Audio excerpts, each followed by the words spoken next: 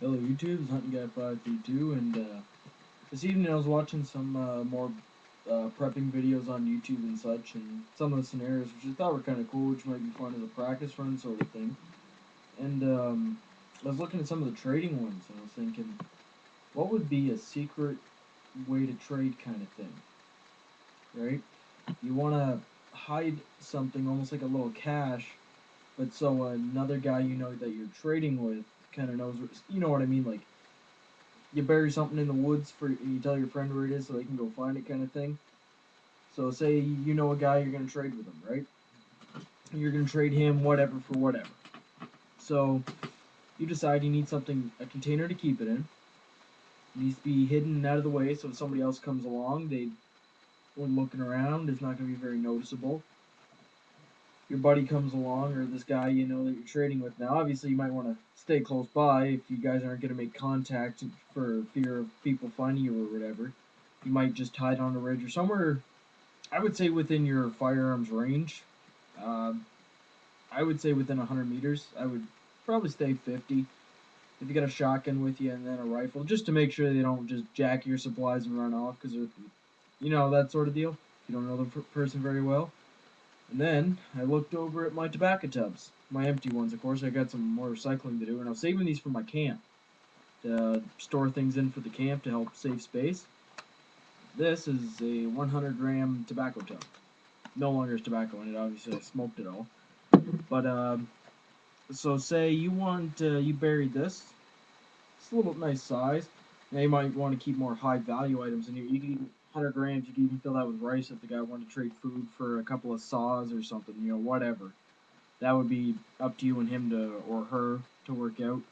So just as an example, I put a few things in here that you know might be up for trade. Probably wouldn't net me a lot, but and the other thing too would be stay hidden, so the person thinks you trust them, kind of thing. But just in case they put it all in their wagon or their truck or whatever, however they're hauling this stuff around and don't leave you anything, you can kind of pop up and well, if that be the case, I'd pop up and take everything they fucking had just because they tried to rip me off.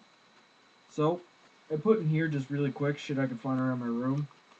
I'm actually gonna keep these candles in here though, because save space. So there's 3 candles. So I'm gonna trade him or her 3 candles, permanent marker, a back soap. I think that's family sized. I know one guy can definitely eat all that if you burn enough calories. A pocket knife, serrated, not bad. Pocket knife. Everybody needs a knife or an extra one. This is old medication I had from a little while ago when I wasn't feeling too well.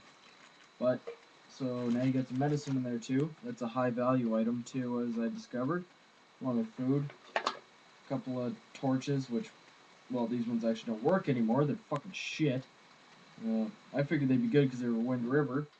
Yeah, so was I wrong. Go fuck yourself, Wind River, on that. And of course, my flint.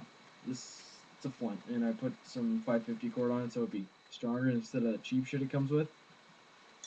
So, and to boot it all, you also get they also have the container. Now they can use that to store stuff in, or as a sign that they want to trade again, sort of thing. They put it back in the location, then you can go back and check, and if the container's there, you take it and you put whatever, and you find them at an undisclosed location, and you say you give them, say you guys come up with a code word system, like yeah, trade ready kind of thing, right?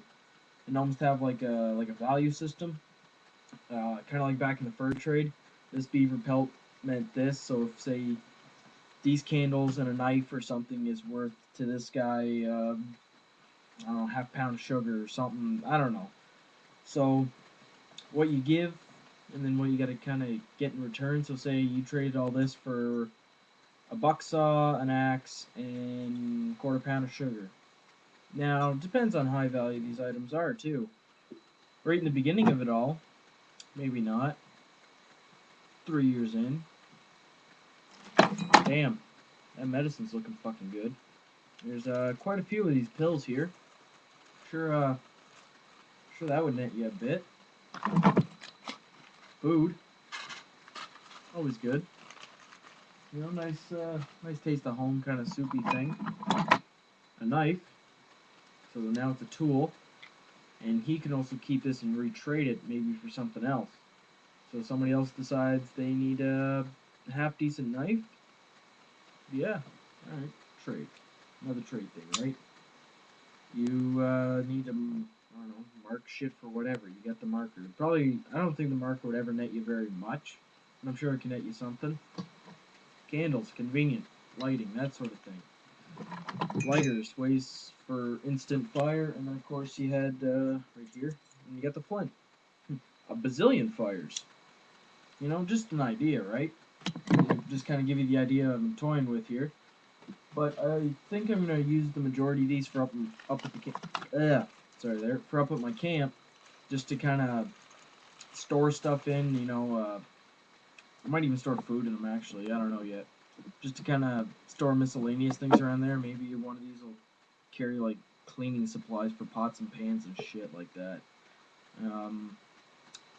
Maybe a bazillion cards or something. I'm not sure yet.